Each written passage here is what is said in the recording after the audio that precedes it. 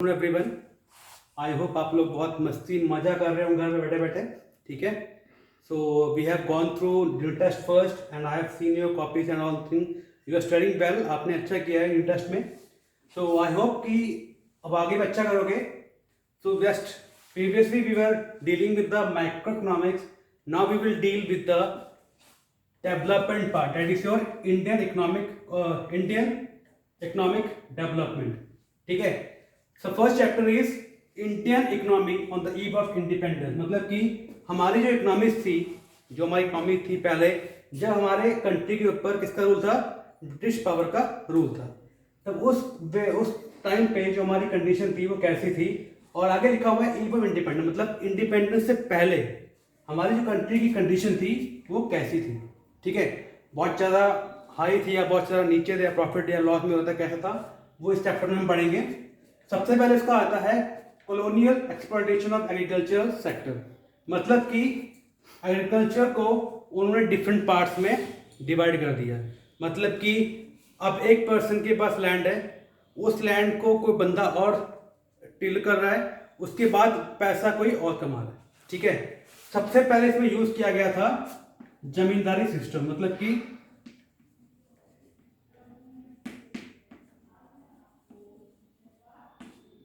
एक जमींदार होता था, वही क्या करता था, पूरी लैंड को ओन करता था। उसी के अंडर बाकी जो पर्सन थे, जैसे मान लो कि जो ओनर भी होता था बट भी क्या था, ओनर नहीं था।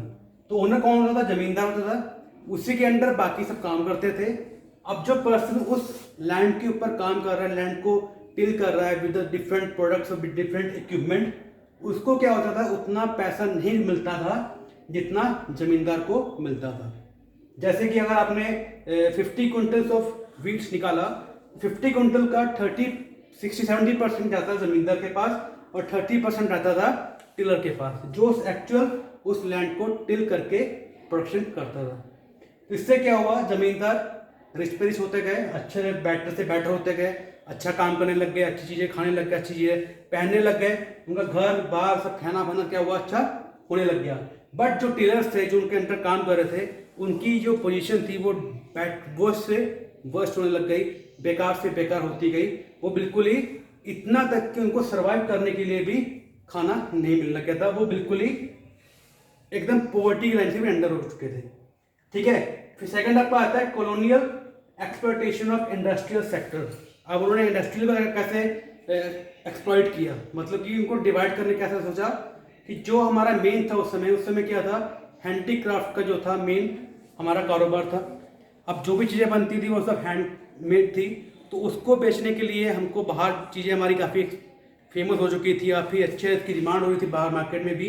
बट जब से वो गवर्नमेंट हमारे अंदर आई, जब से ब्रिटिश गवर्नमेंट हमारे कंट्री में आई, उन्होंने क्या किया, हमारे पूरे हैंडीक्राफ्ट को एक्सप्लॉइट कर दिया। मतलब अगर हम कुछ चीज़ एक्सपोर्ट भी करेंगे, तो एक्सपोर्ट करने के लिए हमको जो चीज़ों का एक्सपोर्ट ड्यूटी होती है वो काफ़ी ज़्यादा बढ़ा दी गई। मतलब कि अगर हमें कुछ चीज़ बाहर भेजनी है, कोई डिमांड आ रही है, तो उसको भेजने के लिए हमको जो पैसा देना होता था, ऐसा चार्ज, वो काफ़ी ज़्यादा बढ़ा दिया गया। और जो चीज़ वहाँ से आती थी बाहर से, वो बिल्कुल ड्यूटी फ्री कर दी। मतलब कि उनको वो चार्ज नहीं पड़ेगा, चाहे वो अपनी कंट्री से कुछ भी मंगाते रहे, कुछ भी बेच दे रहे हैं हमारी कंट्री में। तो ये हमारा था सेकंड ड्रॉबैक।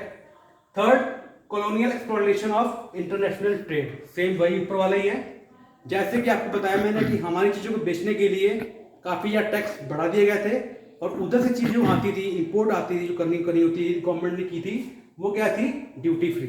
मतलब इंपोर्ट बिल्कुल भी नहीं था, इंपोर्ट चार्ज बिल्कुल नहीं था, और एक्सपोर्ट चार्ज क्या था, काफ़ी ज़्यादा बढ़ चुका था, जिससे कि हैंडीक्राफ्ट हमारा धीरे धीरे क्या हो गया, डिस्ट्रॉय हो गया, उसकी डिमांड बिल्कुल खत्म हो चुकी। और उसके बाद जो भी हमारे वेस्टर्न चीज़ें थी वो हम अपनी कंट्री से हमारी कंट्री में लेके यहाँ लेने लग गए।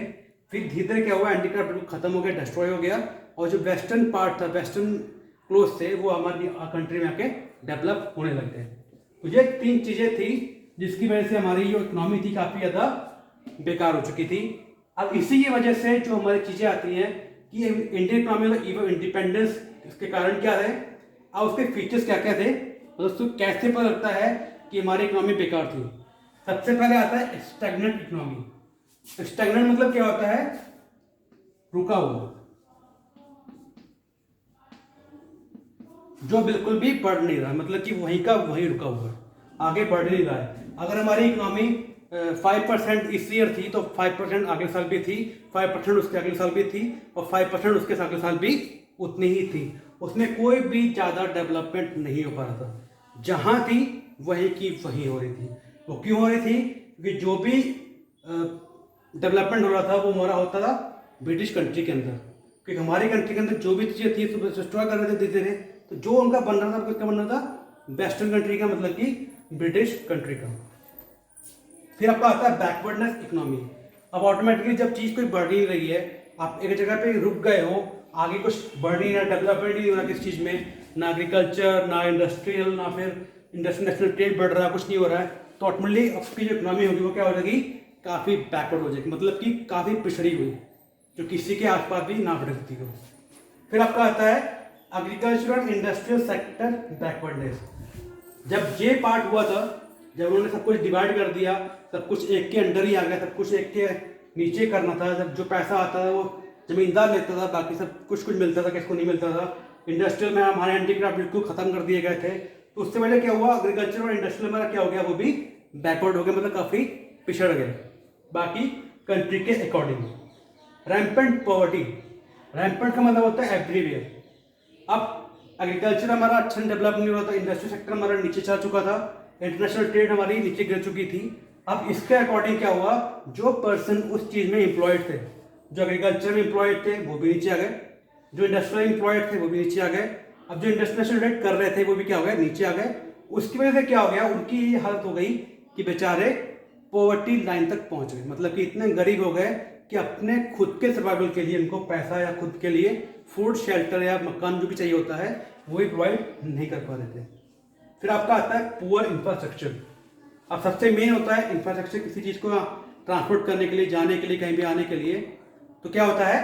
इंफ्रास्ट्रक्चर हमारा मेन होता है। तो अब इसको करने के लिए सबसे बेकार था हमारा इंफ्रास्ट्रक्चर। इसके आगे 5-6 पॉइंट और दिए हुए हैं, you can go through that. अगर आपको समझ में नहीं आते हैं देन टेल मी, मैं आपको एक्सप्लेन कर दूंगा नेक्स्ट वीडियो में बना के।